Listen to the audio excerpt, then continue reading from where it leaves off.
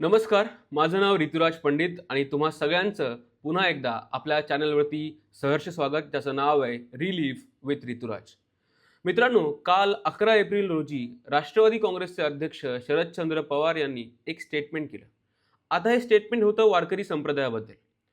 त्यांचं म्हणणं असं होतं की हल्ली वारकरी संप्रदायामध्ये धर्मांध आणि प्रतिगामी शक्तींचा जोर वाढलेला आहे आणि आज वारकरी संप्रदायात अशी लोक जास्त भरलेली आहेत जी धर्मांध आहेत आणि त्यांच्या व्याख्यानातून त्यांच्या प्रवचनामधून ते धर्मांध विचारांचा प्रसार करतात. आता हे कितपत खरं आहे? शरद पवारांचं हे वाक्य खरंच आहे की हे वाक्य त्यांनी फक्त राजकीय दृष्ट्या प्रेरित आहे? आता या सगळ्यांचं विश्लेषण आपण आज करणार आहोत आणि यासाठी आपल्याला सगळ्यात महत्त्वाचं जाणून घेणं खूप गरजेचं आहे की वारकरी संप्रदायाचा इतिहास काय आहे, वारकरी संप्रदायातल्या संतांचा विचार काय आहे आणि त्यानंतरच आपल्याला खरं चित्र कळेल. त्यामुळे चला उशीर न करता सुरू करूयात या व्हिडिओबद्दल, या विचाराबद्दल सत्य पडताळून बघूया. आता पवार साहेबांचं एक्झॅक्ट स्टेटमेंट काय होतं ते मी वाचून दाखवतो आणि मग आपण सुरू करू. वारकरी संप्रदायासारख्या समतेचा विचार मांडणाऱ्या परंपरेत आता प्रतिगामी आणि धर्मांध विचारांची घुसखोरी होत आहे. त्यांनी असा दावा केला आहे की सध्याचे सुमारे 60% कीर्तनकार, प्रवचनकार अशा विचारांची मांडणी करत आहेत, तर केवळ 40% लोक मूळ प्रबोधनाचा वारसा चालवत आहेत. आता पवारांच्या या विधानाची सत्यता आपण पडताळून घेऊया. आता संतांनी वारकरी संप्रदायाला पुरोगामी म्हटलं हे विधान अगदी खरं आहे. कारण तुम्ही जर इतिहास बघितलात, त्या काळात संतांनी सर्व जाती धर्माच्या लोकांना एका टाळाखाली आणलं. संत चोखामेळा, संत सावतामाळी, संत नरहरी सोनार, संत नामदेव शिंपी यांनी विठ्ठलाच्या दारी समतेचा अनुभव घेतला. शरद पवार अनेकदा संत तुकारामांचा उल्लेख करतात. तुकोबांच्या गाथेत प्रतिगामी विचारांवर आणि ढोंगीपणावर कडाडून टीका केलेली आहे. तुका म्हणे ऐशा नरा, मोजूनी माराव्या पैजारा. पवारांनी सध्याच्या कीर्तनकारांवर जी टीका केली तिचा आधार तुकोबांच्या पाखंड खंडनात आढळतो. संतांनी नेहमीच धर्मातील अंधश्रद्धा आणि सामाजिक विषमतेवर प्रहार केला आहे. जर आजच्या काळात कीर्तनातून द्वेष किंवा विशिष्ट विचारसरणीचा प्रसार होत असेल तर तो संतांच्या मूळ विचारसरणीशी विसंगत ठरतो. आणि वारकरी संप्रदायाला त्या काळातही अनेक प्रतिगामी शक्तींचा त्रास सहन करावा लागलेला आहेच की. मग त्यामध्ये संत ज्ञानेश्वरांना संन्याशाची मुलं म्हणून बहिष्कृत करण्यात आलं होतं. संत तुकारामांच्या वह्या इंद्रायणी नदीत बुडवण्याचं कृत्य तत्कालीन प्रतिगामी मानसिकतेचंच लक्षण होतं ना. त्यामुळे संप्रदायात प्रतिगामी विचारांचा शिरकाव झाला आहे हे पवारांचं विधान ऐतिहासिक संघर्षाचाच पुढचा भाग वाटू शकतं. वारकरी संप्रदायानं नेहमीच या प्रतिगामी विचारांना झुगारून समतेचं स्वतःचं वेगळं स्वरूप टिकवलेलं आहे. पवारांनी अजून एका गोष्टीचा उल्लेख केला, तो म्हणजे वारकरी संप्रदायामध्ये असलेला महिलांचा सहभाग. आणि हे वाक्य सुद्धा, हे स्टेटमेंट सुद्धा तितकंच खरं आहे की वारकरी संप्रदायामध्ये खास करून कीर्तनकार, प्रवचनकार यांच्यामध्ये खूप कमी महिला आहेत आणि पुरुष कीर्तनकारांकडून महिला कीर्तनकारांना दुय्यम वागणूक दिली जाते, हेही तितकंच खरं आहे. शरद पवारांनी केलेलं विधान हे राजकीय हेतूने प्रेरित असल्याचं काही जणांना वाटू शकतं. मात्र वारकरी संतांचे वाङ्मय आणि त्यांचे जीवन पाहिलं तर संप्रदायाचा गाभा हा सर्वसमावेशक आणि विद्रोही राहिला आहे. संतांनी कधीही विशिष्ट धर्म किंवा जातीचा द्वेष शिकवला नाही, तर माणुसकी हाच श्रेष्ठ धर्म मानला. जर आधुनिक काळात कीर्तनाचे व्यासपीठ राजकीय किंवा द्वेषपूर्ण प्रचारासाठी वापरले जात असेल तर पवारांनी केलेली टीका संतांच्या सावधानतेच्या इशाऱ्यासारखीच आहे. तथापि 60% हा आकडा सांख्यिकीपेक्षा त्यांचा वैयक्तिक अंदाज असू शकतो, परंतु त्यामागील सामाजिक चिंता ही संतांच्या लोकजागृतीच्या परंपरेला धरूनच आहे. वारकरी संप्रदायाची मूळ भक्ती आणि मूळ गाभा ही केवळ एका भक्तीशी रिलेटेड नाहीये, तर ती एक सामाजिक क्रांती आहे, हे आपण समजून घेतलं पाहिजे. आणि यासाठी आपल्याला वारकरी संप्रदायातल्या प्रमुख संतांचे विचार जाणून घेणं खूप गरजेचं आहे.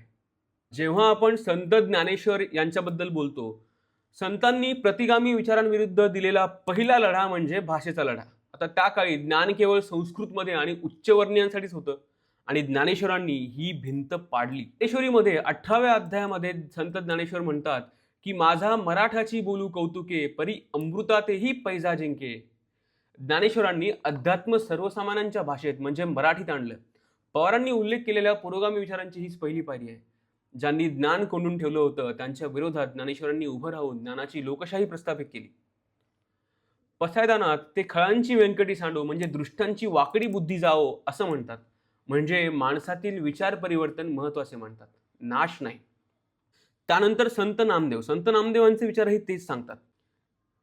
नामदेवांनी केवळ माणसांनाच नाही तर प्राणी मात्रांनाही त्या विठ्ठलाचं रूप मांडलं. कुत्र्याने भाकरी पळवली असता त्याला कोरडी भाकरी लागू नये म्हणून तुपाची वाटी घेऊन मागे धावणारे नामदेव हे अद्वैताचे जिवंत उदाहरण आहेत. जर आज कीर्तनातून एखाद्या जातीबद्दल धर्माबद्दल द्वेष पसरवला जात असेल तर हे मुख्यतः नामदेवांच्या संत ज्ञानेश्वरांच्या शिकवणीला विसंगत कृत्य आहे. नामदेवांच्या 70हून अधिक पदांचा समावेश हा शिखांच्या गुरुग्रंथ साहिबमध्ये आढळलेला आहे. त्यामुळे यावरूनच आपल्याला कळतं की संत नामदेव आणि पूर्ण वारकरी संप्रदाय हा सर्वसमावेशक होता. त्यानंतर संत एकनाथांनी देखील सामाजिक समरसतेचा कृतिशील आचार आपल्याला शिकवला.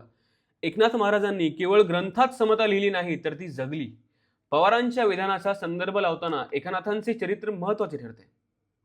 आता त्यांच्या भारूड आणि त्यांच्या एकनाथी भागवत मध्ये ते असं म्हणतात की तहानलेल्या गाढवाला गंगेचं पाणी पाजणं असो किंवा अस्पृश्य मुलाला कडेवर उचलून घेणं असो, हे एकनाथांनी त्या काळातील प्रतिगामी कर्मकांडांना कडाडून विरोध केला. कीर्तनाच्या माध्यमातून भारूड हा प्रकार त्यांनी जनप्रबोधनासाठी वापरला. त्यात त्यांनी समाजातील दांभिकपणावर प्रहार केले. जर आजचे कीर्तनकार आणि प्रवचनकार हे सामाजिक विषमतेवर गप्प राहत असतील तर ते मूळतः वारकरी संप्रदायाच्या विरोधात जात आहेत. संत तुकारामांनी तर विद्रोहाचा आणि सत्यनिष्ठेचा आवाज उठवला. तुकाराम महाराज हे खऱ्या अर्थाने शेतकरी संत आणि लोकशाहीवादी होते. गाथेमध्ये तुकाराम महाराज म्हणतात की मृदू सबाह्य नवनीत तैसे सज्जनाचे चित्त, सत्य असत्यासी मन केले ग्वाही, मानियेले नाही बहुमता. तुकोबा म्हणतात की बहुमत काय म्हणतं यापेक्षा तुमचं मन, तुमचं अंतर्मन काय म्हणतं हे महत्वाचं आहे. पवारांनी 60% आणि 40% असा जो आकडा दिला आहे तो कदाचित याच संदर्भात असावा.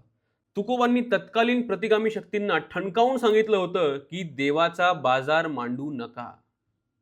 तीर्थी धोंडा पाणी देव रोकडा सज्जानी. मूर्तीपूजेपेक्षा माणसात देव पाहण्याचा विचार तुकोबांनी मांडला. आणि आजचे जर प्रवचनकार कीर्तनकार जर धर्मांध शक्तींना पाठिंबा देत असतील तर हा तुकोबांच्या विचारांचा पराभव आहे. त्यानंतर संत चोखामेळा आणि संत सोयराबाई यांनी सुद्धा व्यवस्थेला प्रश्न विचारले. सोयराबाईंचा एक अभंग आहे ज्यात त्या म्हणतात की देहीचा विटाळ देहीचा जन्मला, सोवळा तो झाला कवण धर्म. हा प्रश्न आजही तितकाच महत्वाचा आहे. संतांनी शरीराच्या विटाळापेक्षा मनाच्या विटाळाला म्हणजे द्वेषाला जास्त विरोध केलाय. संत ज्ञानेश्वरांपासून संत तुकारामांपर्यंत सगळ्यांनीच चुकीच्या विचारांचा नाश केलेला आहे, म्हणजे पाखंड खंडन केलेलं आहे. संतांच्या विचारात पाखंड आणि धर्मांधता प्रतिगामी शक्तींना कधीही थारा नाही. संतांनी नेहमीच विवेकवाद म्हणजे रॅशनलिझम जपला आहे. जेव्हा शरद पवार म्हणतात की संप्रदायात धर्मांधता शिरली आहे तेव्हा कदाचित त्यांचा रोख अशा प्रवचनकारांकडे असेल जे संतांच्या अभंगांचा वापर सामाजिक ऐक्याऐवजी भेदभाव करण्यासाठी किंवा अंधश्रद्धा पसरवण्यासाठी करत आहेत. संतांचे वाङ्मय हे माणूस जोडण्याचे शास्त्र आहे, तोडण्याचे नाही. त्यामुळे संतांच्या मूळ साहित्याचा आधार घेतला तर त्यांचे विधान हे संप्रदायाला पुन्हा त्याच्या मूळ शुद्ध स्वरूपाकडे नेण्यासाठी दिलेला इशारा ठरतो. तुम्हाला या सगळ्या गोष्टींबद्दल काय वाटतं? तुम्ही शरद पवारांच्या स्टेटमेंटबद्दल सहमती दर्शवत आहात का? किंवा तुमची वेगळी मतं आहेत, तुमची जी काही मतं आहेत ती कमेंट बॉक्समध्ये प्लीज नक्की कमेंट करा, जेणेकरून आम्हाला किंवा महाराष्ट्राला सध्या काय वाटते हे कळेल. आणि तुम्ही हा व्हिडिओ पाहिलात त्याबद्दल तुमचे मनापासून आभार. पाहत राहा रिलीफ विथ ऋतुराज. आमच्या चॅनलला सबस्क्राईब करा, फॉलो करा आणि असंच प्रेम करत राहा.